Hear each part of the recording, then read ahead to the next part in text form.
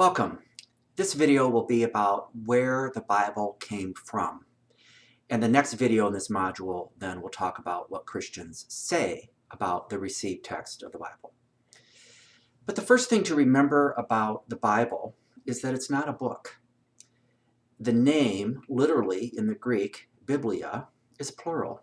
It means books. The Bible is not a book.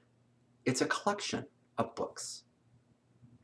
You might recognize that name Biblia in the Greek for books, like when you have a bibliography, a list of books. I like to think of going to the Bible then, not as going to a book, but really as going to a library. And inside the library, we'll find two shelves.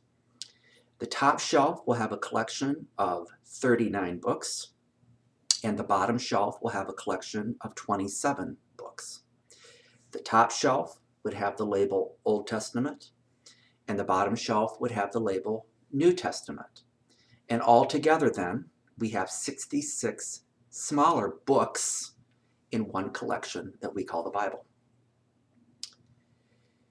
And just as when you go to the library, all the books are organized according to category by the Dewey Decimal System, it's the same way as the compilers of the Bible, what they did to these books. They grouped all the books according to genre. So on that top shelf of 39 books, it starts with all historical genre, the history of Israel, the very most ancient story of Christianity. Then we have the genre of psalms or songs. We have wisdom literature. We have the prophets. In the New Testament, there's the genre of the synoptics. You might have heard it as the Gospels. We call it the synoptics because those authors saw Jesus with their eyes. In the Greek, syn, S-Y-N, with optic, eyes, with eyes. Matthew, Mark, Luke, John.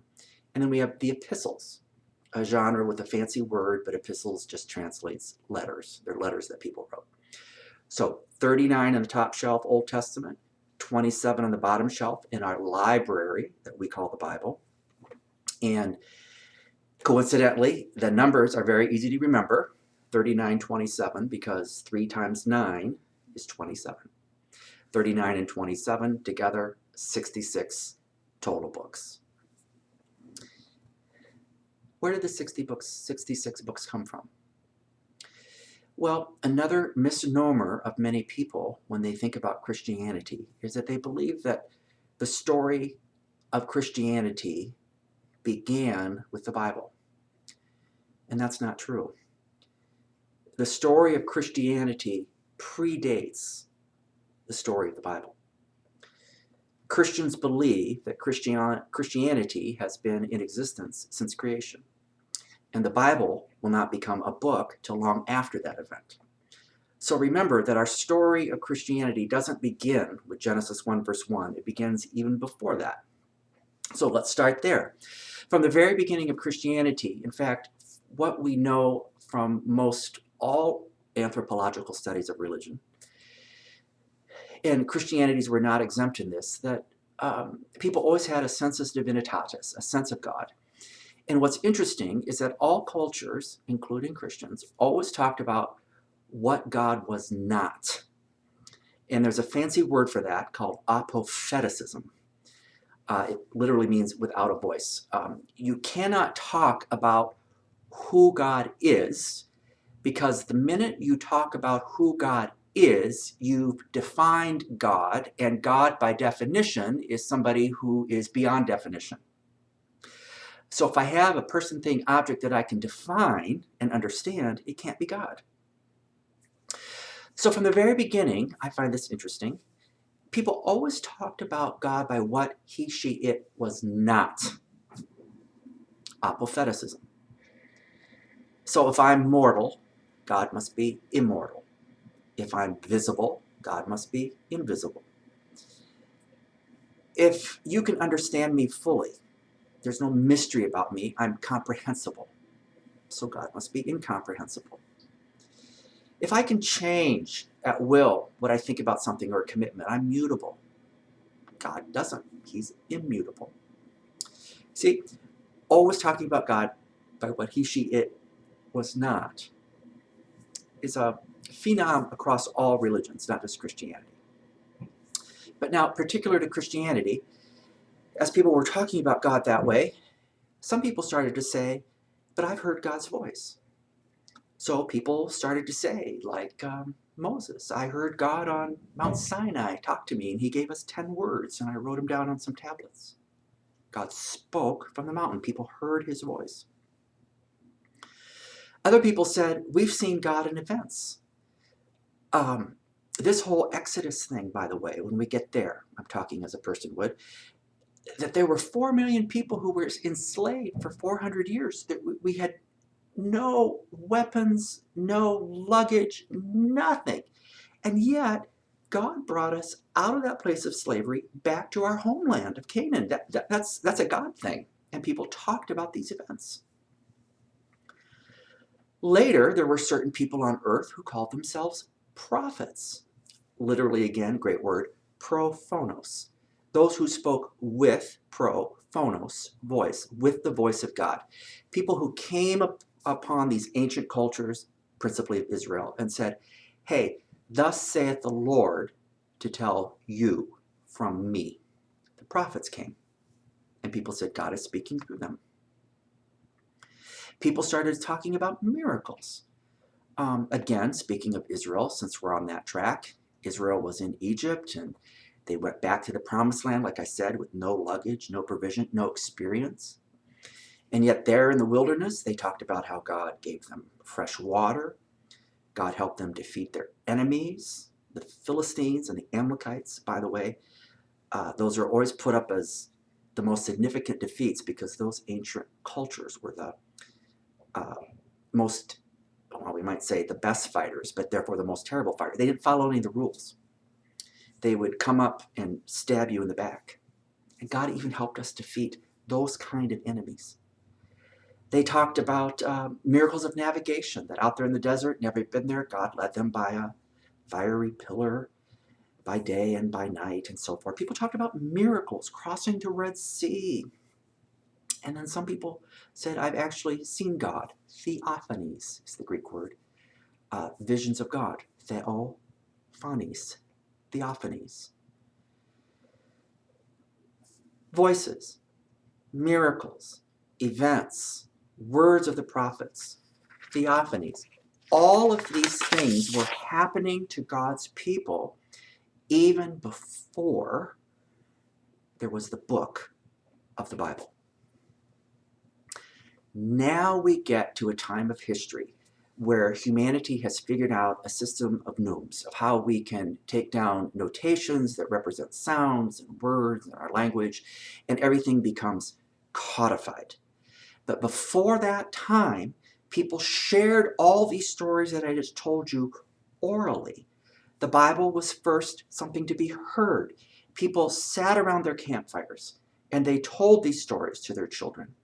And when they did, by the way, it's very interesting that the language they spoke, Hebrew, the first language of the most ancient scriptures, Hebrew has no word in the vocabulary for memorize. So if I was a father and sat down to you at a campfire, I couldn't even have a way to say to you, hey, son, I want to tell you stories that we learned and have memorized at the synagogue. No, the only way an Old Testament Hebrew father or mother could say that to their children is, son, sit down with me. I have a story I want to tell you from the heart. And that's how they told these stories. Never in the third person, always in the first person. Hey, son, I want to tell you about our great-grandfather, Adam, and your great-great-grandmother, Eve. And I want to tell you about Aunt Ruth, how she came from a foreign place and nobody would take care of her, but there was her Uncle Boaz. This was my, yours, ours. And then they would say, now promise that as I have told you this story from my heart, you will tell my grandchildren. And you will tell my grandchildren to tell their grandchildren. The oral tradition. Until people now knew how to write these stories down. It became inscripturated. They figured out how to chip up trees, boil the pulp, and smash it and dry it and make something called paper or papyrus. And they took bird feathers and figured out how to suck up some goo that they had smashed from snails to make ink. And they wrote all of these down slowly. Scriptode, which is an ancient word, which means to write, where we get the word scripture. About 400 years or so before the birth of Christ, then we have these ancient scriptures. And if you know anything then about world history, to pull away from the Bible, there came a time when the world then was Greeked, conquered by the Greeks, except in English, we have to say that the world was Hellenized. Hellen is actually the Greek word for Greek. So the whole world became Hellenized, and the people living around the Mediterranean basin that were Hellenized said, we would like to take these ancient scriptures of the Hebrews and translate it into our language of Greek. So we have the first translation of the Bible from its original Hebrew, I should say the Old Testament. That translation is called the Septuagint. Septuagint because the prefix sept is for 7, and the urban legend is that it took 70 days to do the first translation of the Bible, Old Testament Hebrew, just the Old Testament, into Greek. Well, then about the year 4 BC, we have the birth of Jesus Christ. Jesus never wrote any words of the Bible, but he lived, died, was resurrected, ascended, believes a Christian. And after his ascension, people who became disciples, literally another Greek word that literally means learners of Jesus and following him, started to write about him. As I said, the world had been Greeked, so they wrote about Jesus in Greek. Those letters and those who saw Jesus with their eyes, the synoptic writers, wrote in Greek. The problem was that at that time, when Jesus ascended, the Mediterranean basin was ruled by a country called Rome. And Rome insisted on the imperial cult, and there was very little toleration for competing religions, so Christianity went underground. When we get to the church history part of this course, we'll talk about there was a day, though, about 300 years in, a Roman emperor was converted to Christianity, Constantine. Now that Constantine, a Roman emperor, was a Christian, he had a series of councils. And at one of those councils, the Council of Carthage, now that Christianity could be openly discussed, the Council of Carthage said, okay, what is the Christian text? We have the Old Testament now, they're calling it, story of God's ancient Hebrew people. We believe that from that text, off the pages of the Old Testament, so to speak, walked Jesus as the Messiah predicted in the Old Testament. And now we believe in Jesus. We are people of the way, Christ I ams, or Christians. What is our text?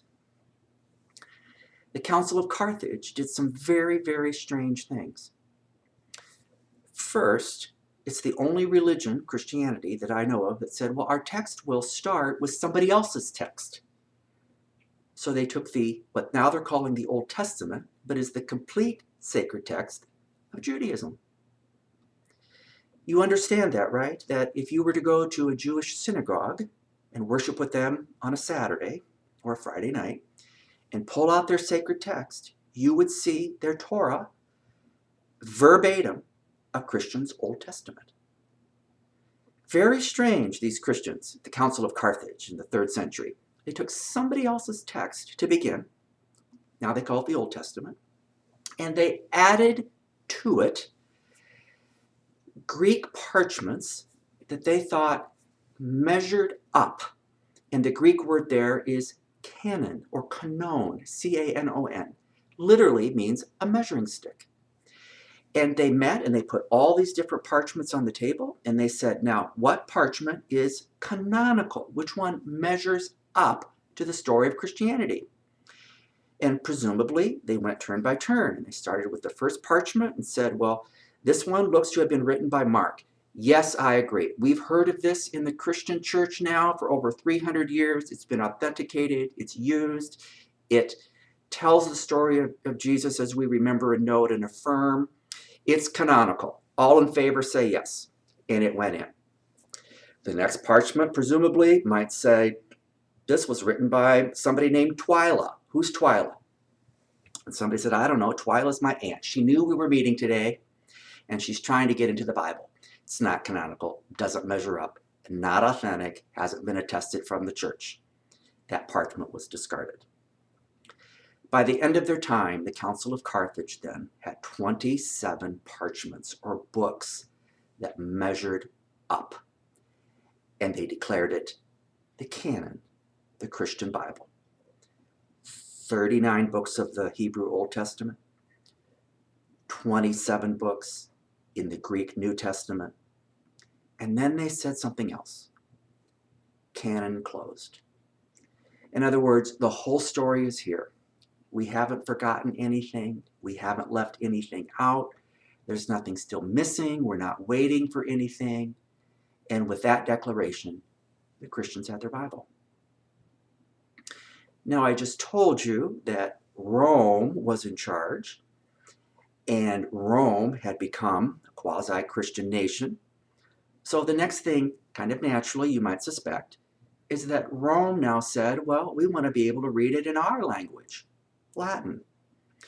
So the next translation of the Bible is the Old and the New Testament translated into Latin, or the language of they were speaking, or the vulgar language, and it's called then the Vulgate. The complete Bible, about the 4th, 5th century, done in Latin by St. Jerome and approved by the churches.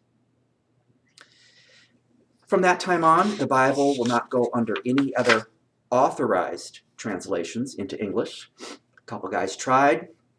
They were Hulls and Wycliffe.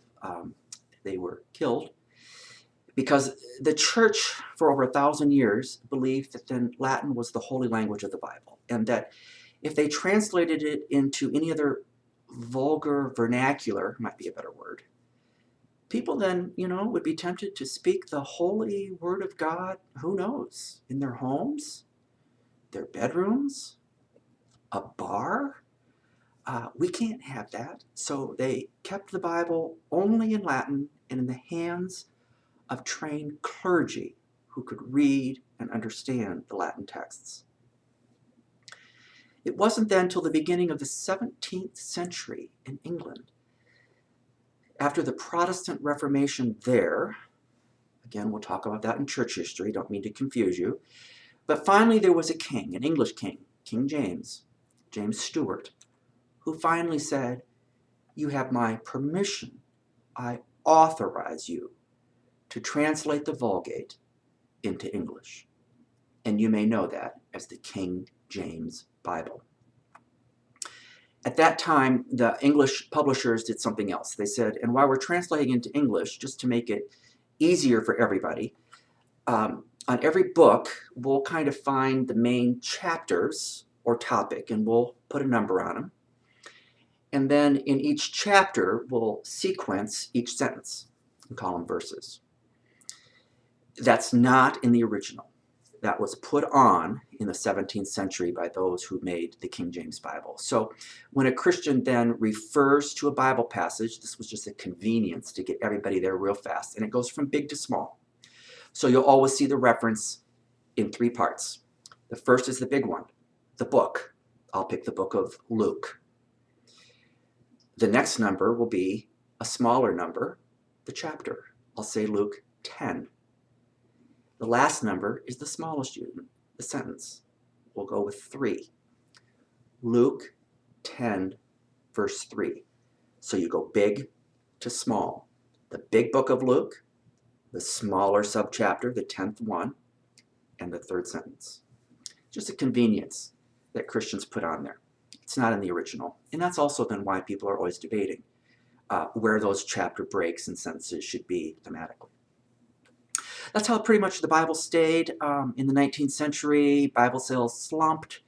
So somebody then said, hey, we have a new printing press that can do colors of ink. What if we put all the words of Jesus in red? They called it the Red Letter Bible. There was a new way to market and sell the Bible.